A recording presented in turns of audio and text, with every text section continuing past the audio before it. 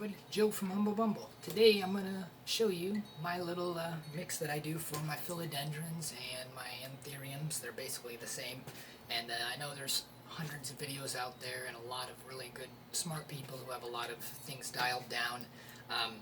I'm kind of this kind of a person. Just throw that handful, this handful, that handful, and because I'm here in Southwest Florida, extremely humid environment. Sometimes the plants, when it's been raining a lot here during the summer, it's really hard for the plants to actually absorb that moisture from the soil and pull it out so things can sit in, a wet soil, which obviously they do not like that. So I try to make a pretty airy, chunky mix.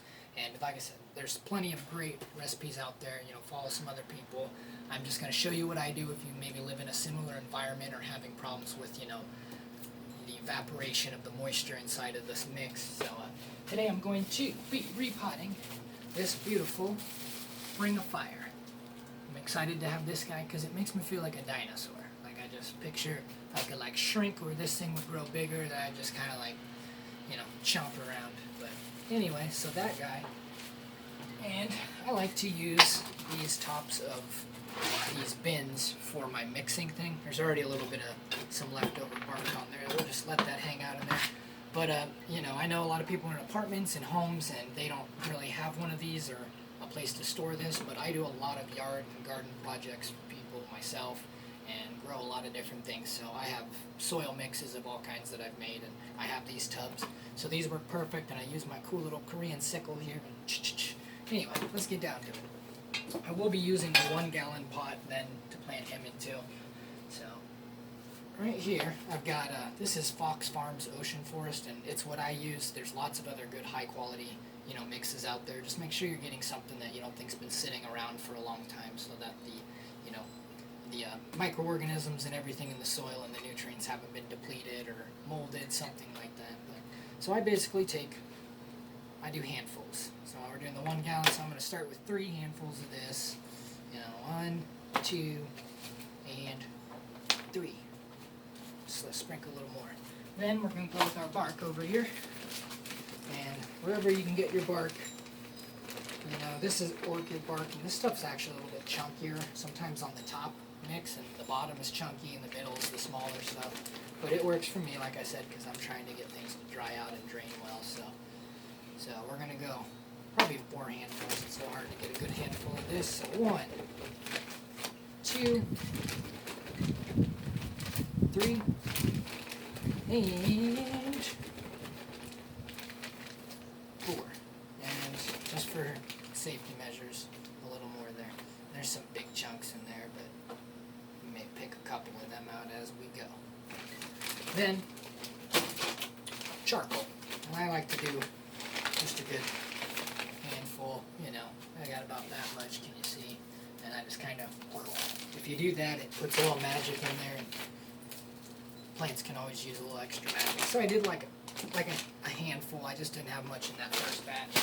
And obviously you don't have to grab everything. I'm just out here doing this stuff. So I'm going to throw a little worm castings in there. There is already worm castings and a little bit of guano inside that Fox Farms, but a little extra just to get it in there. And I don't even go quite a handful. I just get, a good little palm full and sprinkle it around and make sure to if there's any chunks, break them up and just try to get the loose stuff. So that'll be good for that. So we've gone high quality potting mix, orchid bark, charcoal, worm castings, and pumice. And I'll do 1 of them. And I'm going to come back for a second and do 2 of them. I might even go half of another. Just a palm, not a hand, but a palm. So there we go.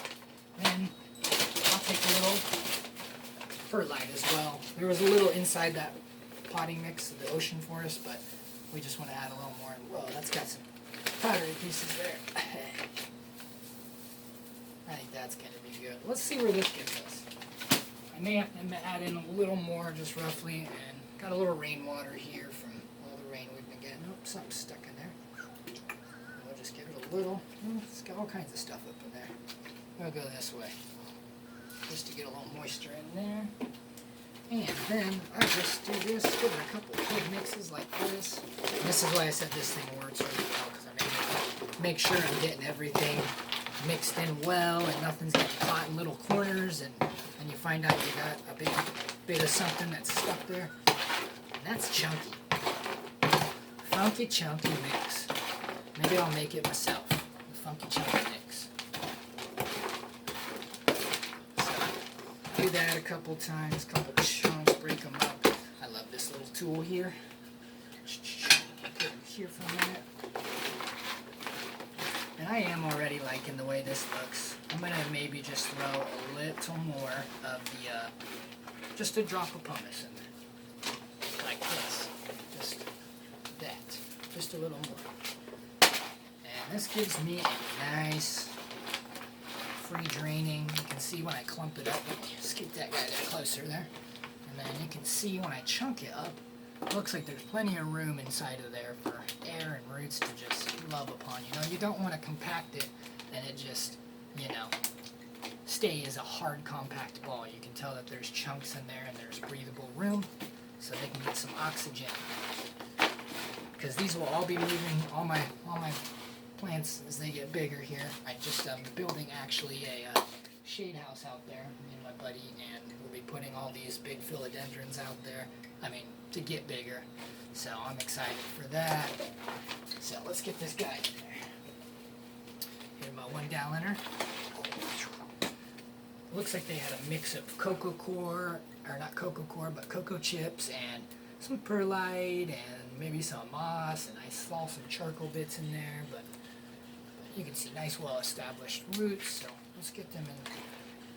Take a handful of this, another one, throw it down in there, and I'm going to go ahead and set that guy about right there.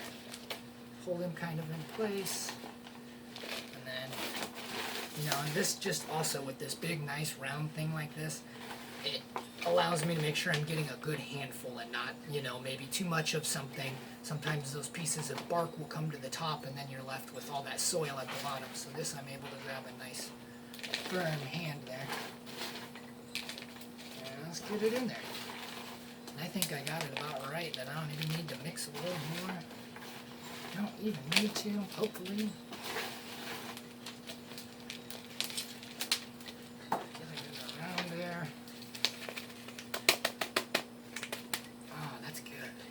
I'll probably put a little piece of bamboo or cypress stick in there just to give them a little post. But there we are. You know, just to give you a little, I know it's about gone now, but a little bit of the leftover, just so you can see about the, you know, ratio of what's going on here. I just don't, you know, I want the quality potting mix, obviously, but I need that room for things to dry and the roots to grow. And hey, now I've got this guy, and I'm excited to see how fast he starts rooting out.